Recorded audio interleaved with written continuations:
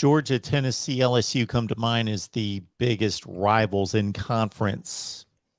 Have you seen models that would be, those as the three permanent opponents? How do you see that playing out? Who would you like to see Florida matched up with?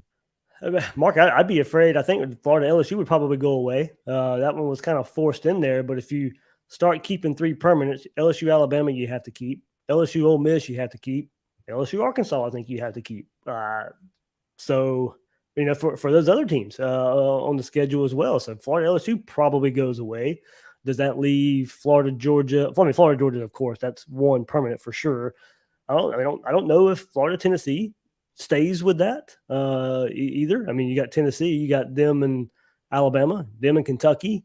Probably Florida with a third. I would think that's the way I would lean. But throw Vanderbilt in there too because of the in-state. So Florida could lose Tennessee as a permanent rival as well. So you keep Georgia, probably keep South Carolina if something was to happen to Tennessee and LSU. Probably Florida, South Carolina, stay in that. And then I guess you might throw them one of the new guys. You might throw them Oklahoma. You might throw them Texas as a permanent once those guys come into the conference. So a lot to figure out, Mark. And, first they got to figure out how many conference games they're going to play. Then I think you start filtering from there who the permanents are going to be. But I think if it stays with three, I'm not Florida LSU probably goes away. Florida Tennessee, I'm not so sure. And if that goes away, Florida could be finding permanent opponents in South Carolina and somebody else out there. I'm just happy to be talking about a big picture item that doesn't involve NIL or transfer portal. So. It's crazy.